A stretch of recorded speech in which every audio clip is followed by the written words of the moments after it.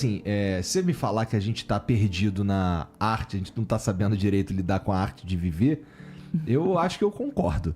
Eu acho que a gente tá vivendo um momento que... primeiro que a gente tava comentando antes, a gente tá com preguiça de pensar, né? Nós, seres humanos, estamos com preguiça de pensar e meio que terceirizando o trabalho de pensar, né? E isso, na minha opinião, tem a ver com... Putz, a gente não esqueceu como é viver, a gente tá meio mecânico. Faz um tempo, inclusive, né? Talvez tenha sido acentuado aí com a chegada de internet, redes sociais e a maneira como a gente tá lidando com a realidade. Mas era legal mesmo a gente aprender, ou, na verdade, se reconectar com... Lembrar que a gente precisa viver, né? Com certeza. A ideia é de construir alguma coisa, ser fator de soma, agregar algum valor a si próprio e ao mundo.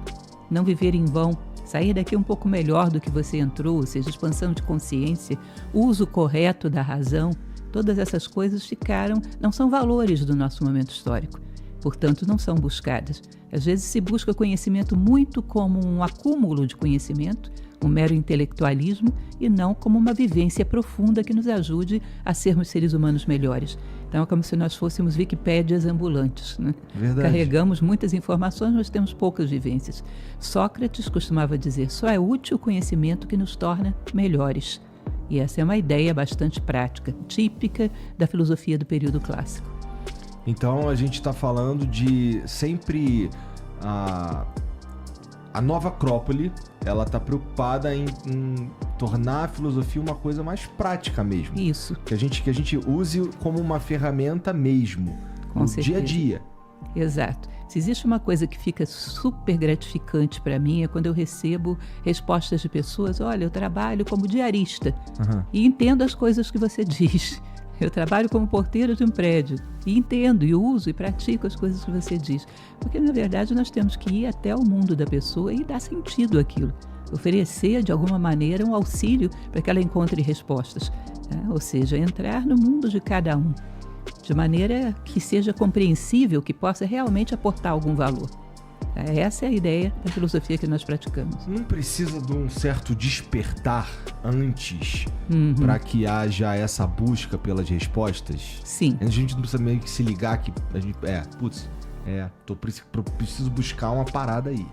Não precisa desse despertar? Sim. Existe uma passagem que perguntaram a Sócrates por que ele, que era tão bom filósofo, não transformava todos os atenienses em filósofos, inclusive os políticos da época, né? Por que não os transformava todos em filósofos? Ele respondeu o seguinte: minha mãe, Fenaretes, era uma parteira, e era uma excelente parteira, mas ela não seria capaz de dar à luz a uma mulher que não estivesse grávida. Você entende? Ou seja, a pessoa está grávido de reflexões, grávido de questionar a vida. A filosofia é daquele empurrãozinho, faz o parto.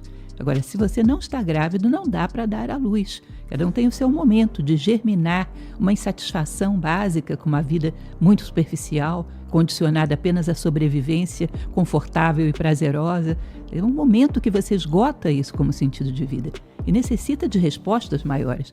Onde você iria buscar essas respostas dentro da sociedade? A filosofia se propõe exatamente a isso. Você acha que esse momento, essa gravidez de ideias, ela vem naturalmente no ser humano? Ou alguém precisa provocar isso? Ou alguma circunstância precisa provocar isso? Porque você falou, eu vivo... vamos lá. Por exemplo, eu vivo por prazer imediato, por tudo isso, por parecer mais feliz do que eu realmente sou, não sei o quê. E chega uma hora que isso fica vazio pra mim. Isso vai chegar para as pessoas meio que assim, por conta da experiência de vida, na tua opinião? Sim, o vazio já é a gravidez. Você não tem como fazer uma pessoa que está curtindo a vida do jeito que ela leva, ou seja, meramente flutuando sobre a vida de uma maneira muito superficial, você não tem como fazer ela se interessar por questionar a vida. Ela ainda tem necessidade de experiência. Agora, uma vez que gerou esse vazio que você está falando, a gente já pode começar a oferecer algum auxílio para que ela possa preencher esse vazio. Mas tem que haver um esgotamento, que é o mérito de cada um. Ou seja, cada um se faz filósofo. Não é uma questão de que alguém autorize ou diga fulano se tornou filósofo. As pessoas constroem dentro de si a possibilidade filosófica quando esgotam um determinado patamar de respostas para a vida. não é mais para mim isso. Eu preciso de coisas mais profundas. E tem muita gente assim por aí, felizmente.